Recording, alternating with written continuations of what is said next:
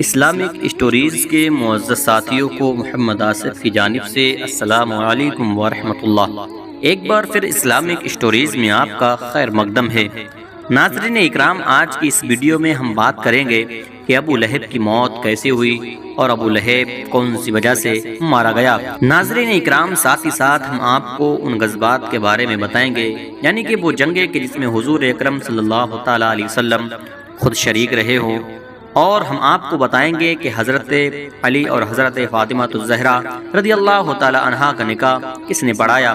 Video start کرنے سے پہلے آپ سے ایک چھوٹی سی التجا ہے، اگر آپ ہمارے چینل پر نئے ہیں تو چینل کو سبسکرائب کر لیں۔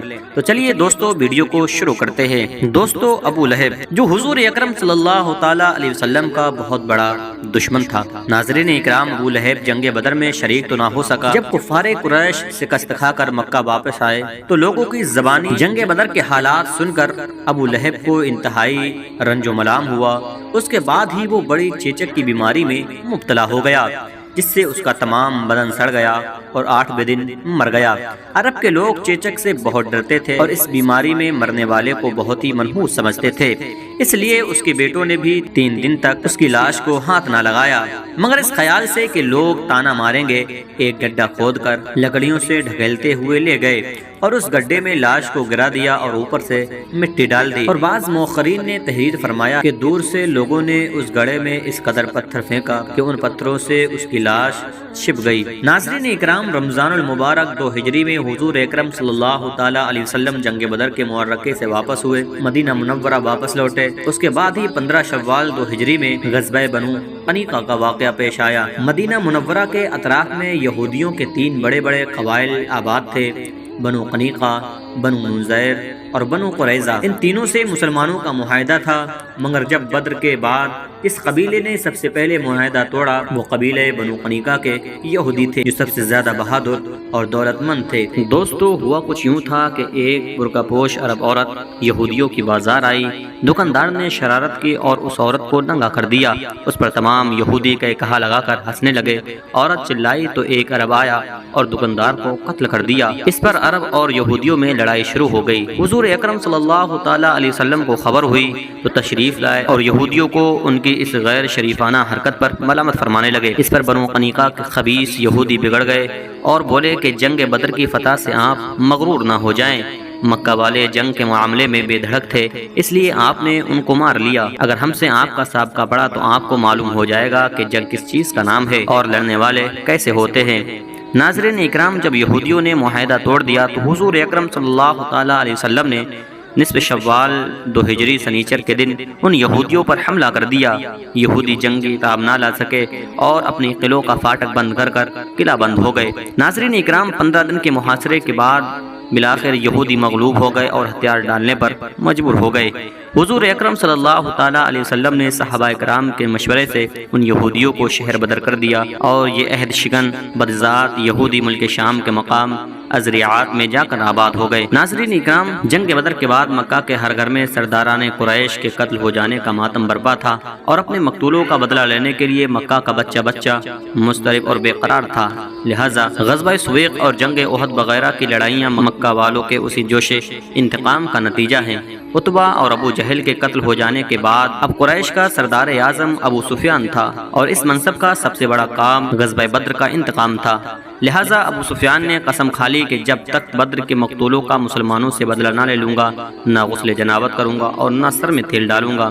لہٰذا جنگ بدر کے 2 ماہ کے بعد ذی الحجہ 2 ہجری میں ابو سفیان 270 سواروں کا لشکر لے کر مدینہ کی طرف بڑھا اور اس کو یہودیوں پر بڑا بھروسہ تھا کہ مسلمانوں کے مقابلے میں وہ ان کی مدد کریں گے۔ اس امید سے ابو سفیان پہلے حوی بن اخطب یہودی کے پاس گیا، مگر اس نے دروازہ بھی نہ کھولا۔ وہاں سے مایوس ہو کر سلم بن مشکم سے ملا، جو قبیلے بنو نذیر کے یہودیوں کا سردار تھا اور یہود کے تجارتی خزانے کا مینیجر بھی تھا۔ اس نے ابو سفیان کا پرجوش استقبال کیا اور حضور اکرم صلی اللہ تعالی علیہ وسلم کے تمام جنگی رازوں سے ابو سفیان کو آگاہ کر دیا۔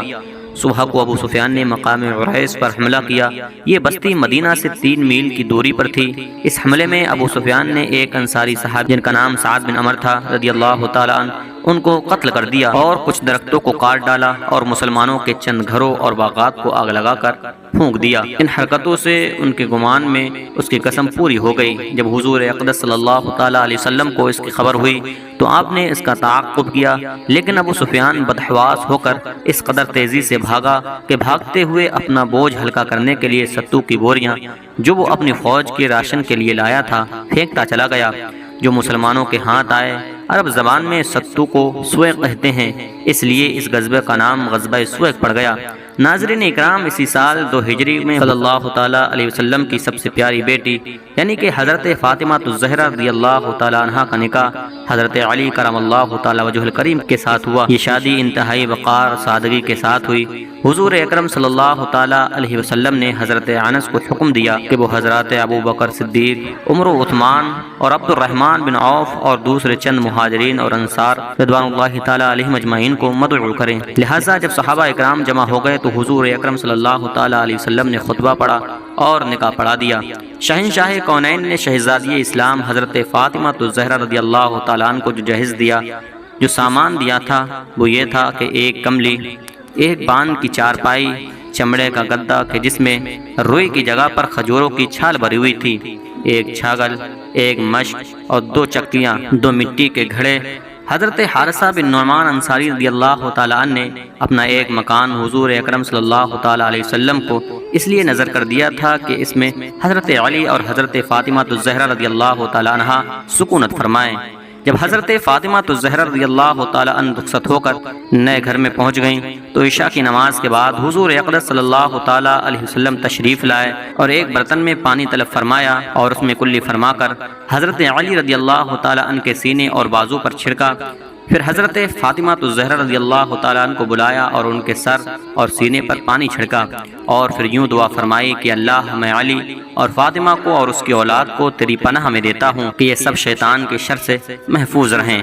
ناظرین اکرام، اسی کے ساتھ ہمیں یہ پتہ چلتا ہے کہ اسی سال روزہ اور زکوٰۃ کی فرضیت کا احکام نازل ہوئے اور نماز کی طرح روزہ اور زکوٰۃ بھی مسلمانوں پر فرض ہو گئے، اور اسی سال حضور اکرم صلی اللہ تعالیٰ علیہ وسلم نے عید الفطر کی نماز جماعت کے ساتھ عیدگاہ میں ادا فرمائی، اور اس سے پہلے عید الفطر کی نماز نہیں ہوتی۔ صدقہ فطر ادا کرنے کا حکم اسی سال جاری ہوا۔ اسی سال 10 ذی الحجہ کو حضور اکرم صلی اللہ تعالیٰ علیہ وسلم نے بقرعید کی نماز ادا فرمائی اور نماز کے بعد 2 میڑوں کی قربانی فرمائی، اور اسی سال چند چھوٹے چھوٹے غزوے بھی پیش آئے کہ جن میں حضور اکرم صلی اللہ علیہ وسلم نے شرکت فرمائی، مگر ان غزوات میں کوئی بھی جنگ نہیں ہوئی۔ تو ناظرین اکرام، یہ سننے کے بعد تو آپ کو معلوم ہو گیا ہوگا کہ ابو لہب کی موت کیسی ہوئی اور حضرت فاطمہ الزہرا رضی اللہ تعالیٰ عنہ کا نکاح کس نے پڑھایا۔